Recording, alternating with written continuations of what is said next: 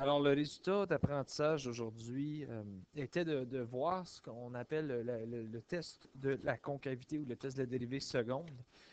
Nécessairement, ça nous permet de voir comment savoir si c'est un maximum ou un minimum sans avoir nécessairement besoin d'utiliser des ressources telles que les intervalles de croissance, de décroissance, ou même avoir à trouver la coordonnée pour savoir si c'est un maximum ou un minimum en comparaison. Donc, quelques petites choses à tenir compte des propriétés. Nécessairement, si j'ai un point critique ou on va dire un max-min, si la dérivée est égale à 0 et que la deuxième dérivée est plus grande que 0, ça me donnerait un minimum local au point A et A. Donc, la deuxième dérivée me permettrait de savoir si elle est plus grande que 0, donc si elle est positive, au même A qui a donné 0, ça va donc me donner un minimum local. Contrairement, si la dérivée donne un 0 à une valeur de A, forcément, si la valeur est plus petite que 0 ou négative, c'est un maximum local. Une des choses à tenir compte, c'est si la première et la deuxième dérivée donnent 0, ceci n'implique pas nécessairement toujours que c'est un point d'inflexion, mais ça peut l'être, un point d'inflexion. C'est juste, il faut vérifier gauche et droite dans notre tableau pour vérifier les croissances et les décroissances afin de confirmer, parce que parfois, même si les deux sont 0, ça donne quand même, ça te donnerait quand même un max ou un min. Donc, juste de faire attention à ça, il faut vraiment vérifier que c'est bel et bien un point d'inflexion. Une autre chose, c'est que n'importe quand que ta deuxième dérivée, sauf les exceptions listées ici, donne 0, c'est ce qu'on appelle un point de transition. Et un point de transition, c'est nécessairement, admettons que j'ai ce graphique ici, c'est ce qui est entre le max et le min. Donc, c'est le moment auquel j'arrête d'être un max et je commence à devenir un min. Donc, ça, c'est ce qu'on appellerait un point de transition. Un point d'inflexion, par comparaison, ce serait juste le graphique x au cube. Donc, nécessairement, ça, c'est un point d'inflexion ici.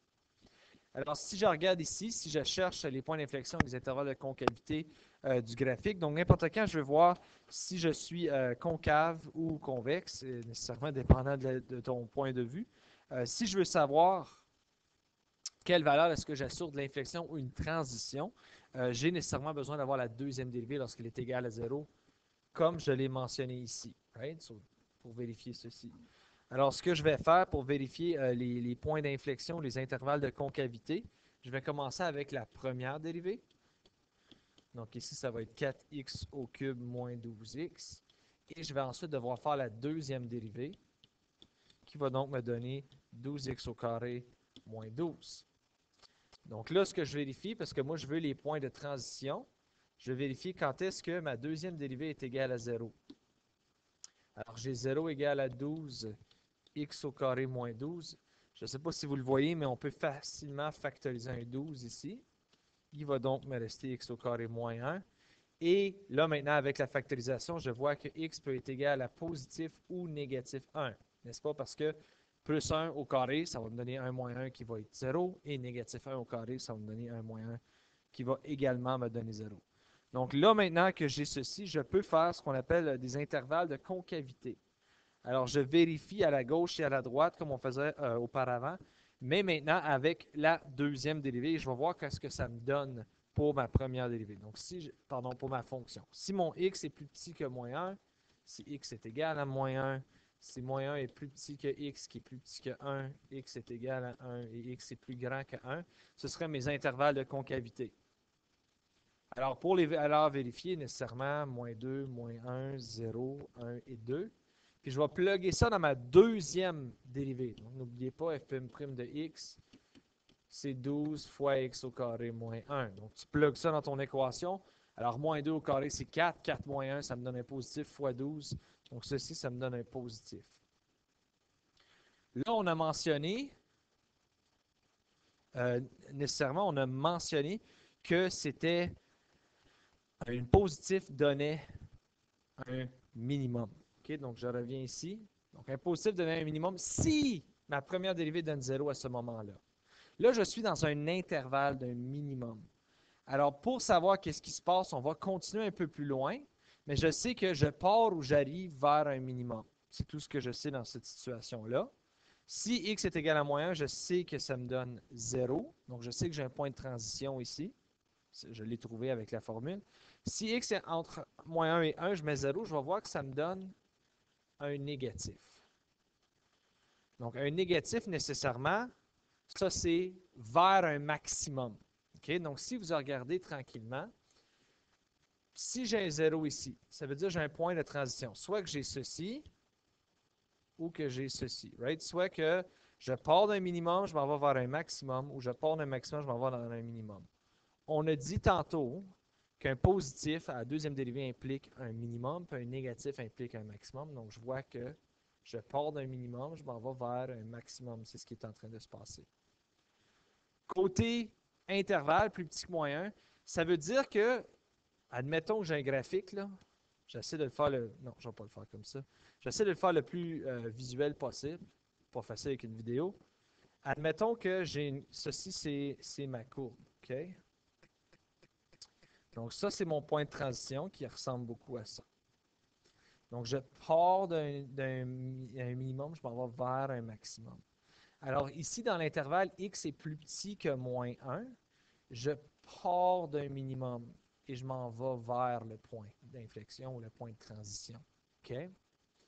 Pareillement, ici, j'arrive d'un minimum, je m'en vais vers un maximum dans cet intervalle-là.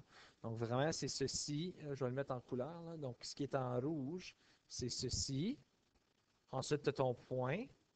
Ensuite, cela qui va être ici. Donc, voilà un peu qu'est-ce qui se passe. Pareil comme si tu mets x est égal à 1, tu vas voir que ça va te donner 0.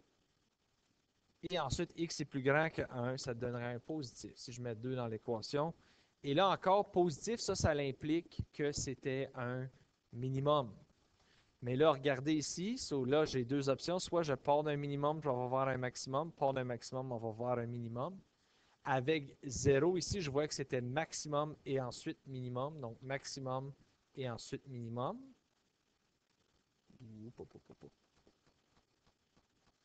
Ce qui implique donc que lui, c'est cette partie ici du minimum qui va arriver dans cet intervalle-là.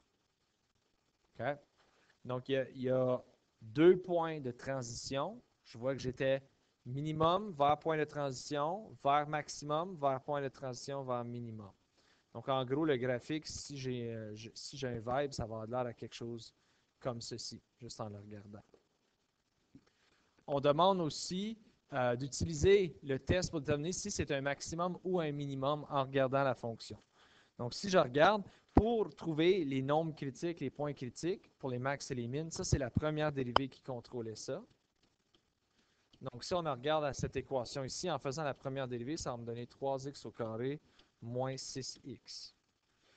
Et pour trouver mes points critiques, c'est lorsque ma dérivée est égale à 0. C'est là où je sais que j'ai des max ou des min.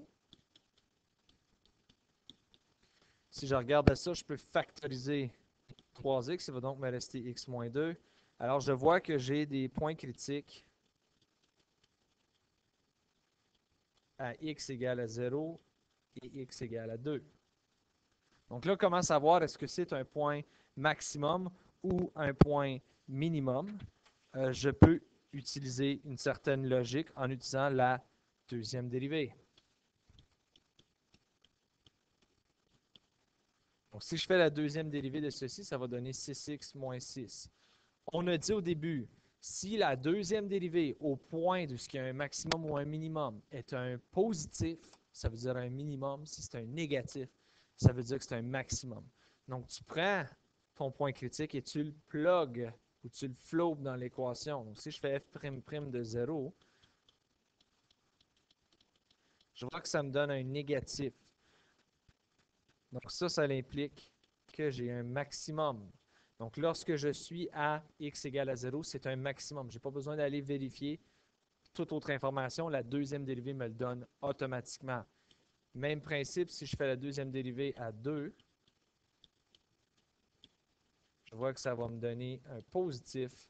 Donc, ça implique que j'ai un minimum dans cette situation-là.